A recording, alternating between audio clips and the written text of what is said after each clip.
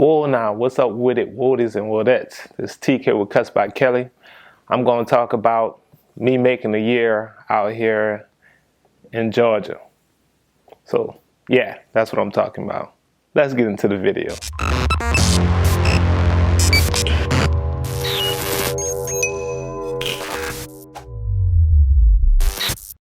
All right, as y'all know, I moved out here around November last year.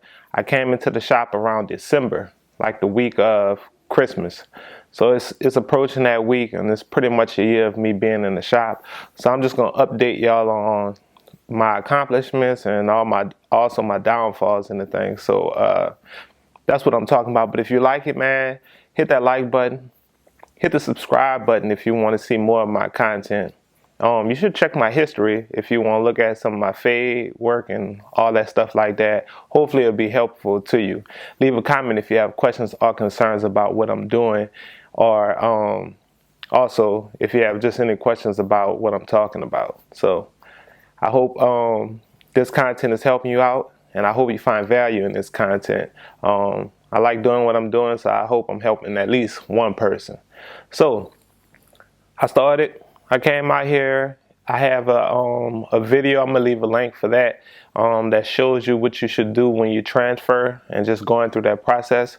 For me, it actually took me, with me mailing everything off, I'm gonna say like 2 weeks. 2 weeks to transfer my license and all that, because everything was pretty much straightforward. Just to give you a quick little snippet of my history, just cutting in New Orleans, I was pretty much working as an instructor at a barber college.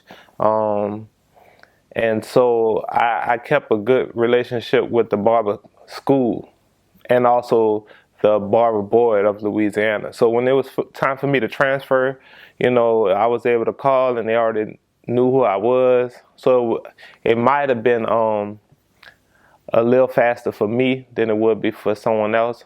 I don't think so, but it is possible. I'll just let you know that. So came out here, got the stuff transferred, began to work. One thing I would say, I had a list of things that I wanted, and you should do the same. Like your must-have list, where you just cannot see yourself working at this place without it, So when you're shop hunting, make sure you have that list. Mine was, I wanted a nice location. Another thing was, I wanted the shop to look nice. That was another thing. Also, I wanted all my little sticking points, like how much they charge. I want the environment to be straight, because I feel like if I could get families in, I can increase my revenue. So I need a family environment to where, how I look at it, if a husband can send his wife and our kids to the shop to get a haircut, that's like a plus without worrying about anything. So that's some of the things I was looking for, because I want that environment. I mean, it's business, so I'm coming to make money, and that's really what it's about. So that's like 3 of my main things that I had. So in my shop hunt, I looked at a few. Before I even came out here, I looked at a few shops. I entertained the idea of doing like a studio, because I don't have to worry about nobody. I conduct business and I make the environment like I want. But by me coming out here and not knowing nobody, it was going to be like a high hill to climb or whatever. So I guess to play it safe, I went into a shop. But one of the shops I did view, man, I mean, it was there for a while, and I thought it was good, but it just didn't look good on the inside. Like the chairs and the chairs wasn't looking good. The shampoo bowl area just seemed like they was gonna have issues with plumbing, and I did that already, and I'm not trying to do that no more. I just want everything to work. So that's one of my things. I'm just saying, just make sure you know what you want when you're going into a shop, because for me, that was one of the main things. That shop seemed like it was a cool place, but I didn't want to deal with that because I have a certain price point I'm trying to go to. And so if I'm charging a certain price, I can't have a broke chair or plumbing that ain't working right, and it don't look good, So I had to keep that in mind in order to get the price that I want from my clients or whatever. So I did that, found the shop, and really the shop that I'm at is like great. I mean, it checked off my list. Like I said, the location's pretty cool. Also, the inside is basically new. The shop is probably like a year and a half old now. So it's just like basically brand new. Another thing was the environment. The environment is great. So for me, that was like big pluses. And then on top of that, for me, I don't know if you ever dealt with like bad shop management. I really haven't. But even with that being said, the guy that is over the shop now is just like A plus, 100. It's just good. So all that was just good for me to come to a new location, because when you're moving or you're going to a new location, you got to keep in mind that you have so many things that you have to do, like perform as far as your haircuts, be there so you can catch walk-ins to help build your clientele, do your little marketing as much as you can. So you really don't want too much extra headache on top of that. If you got bad shop management, you're in a bad environment,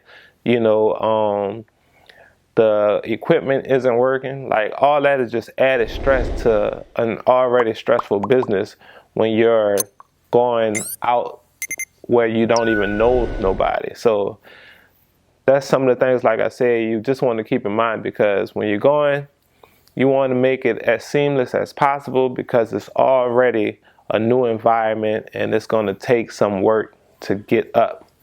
So for me, coming in, obviously when I first started, wasn't able to pay boot rent.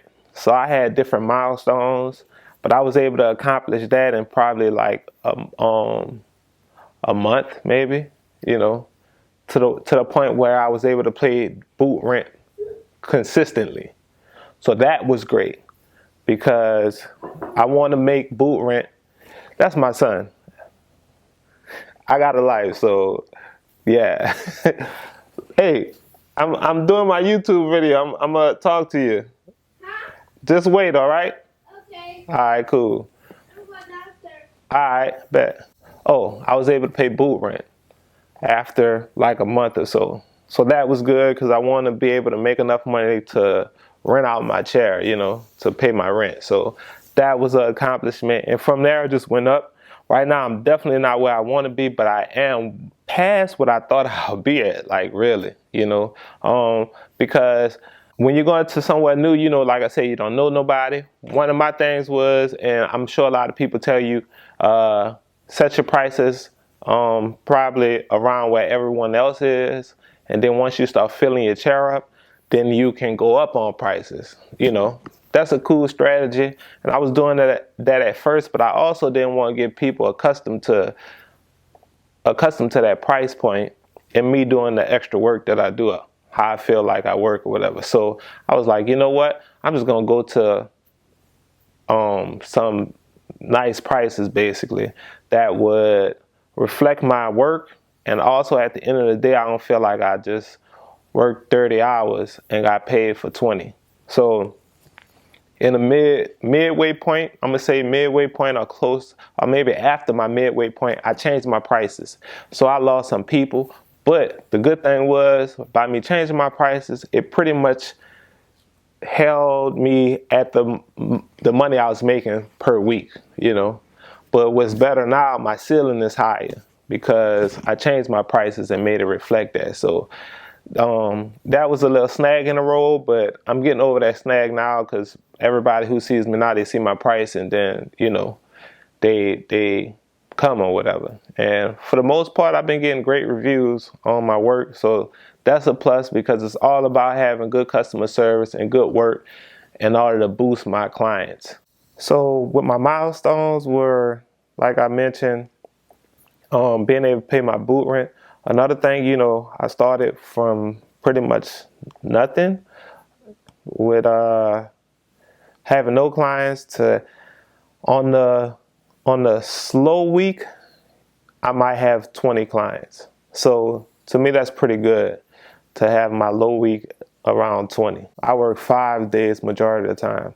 The shop that I'm at is a 7-day option if you want to, but for me, I do it sometimes because, like I said, by me being the new person, I'm just trying to maximize the opportunity to get clients, but at the same time, I got my family, so I try to keep that balanced out, you know. So that was another milestone for me, just seeing what I have on average as far as my clients. And like I said, that was a good thing to know because me just being here for a year, I feel like that's a steady climb of clients almost monthly, you know. So I try to use different ways of marketing. I have a video on one of those too. I try to leave a link for that. But yeah, that helped because it helped get people in my chair. But for most of my clients that I retained was like from walk-ins, you know, and I got some referrals as well, you know. So you know what it is as far as with barbering. You have to, when people sit in your chair, you got to perform as best as you can. It might not be your best work because I understand sometimes when you cut people's hair, you get better as you cut them, you know. But the point is, you have to try to lock that person in that first time, make a good impression. That way you can keep them. And for me, I kind of retain most of my clients. I'm happy to say that. And it's just not because of my talent. I know that plays a good part. But I thrive on treating people like humans. And you should keep that in mind because, yeah, we're giving them a service, but we can't treat these people like trash because they are humans. So take a point from Chick-fil-A and make it your pleasure to work and do these people hair or whatever, do your clients hair. But I try to treat them like humans so they can know it's just not, I appreciate your service and all that, but you know, like I said, at the same time, I understand that you're a human, so I want this to be a great experience for all of us, you know. So, like I said, this year was great. Next year is going to be better, and I hope this was helpful to you, and it also motivated you and gave you the right outlook on this, man. Just be consistent and treat your clients like humans. And I promise you, you would make it in this industry. The industry has a lot to offer, but you only could take what you go after. So keep that in mind. With that, man, hit the subscribe button if you like this content. Also, leave a comment if you have any questions or concern. Hit that like button. I mean, share my content. Tell somebody about me. Help me get my subscribers up, man. My views up. Check out some of my old content, or my previous content, and hopefully that help you on your haircuts if you're struggling in that area.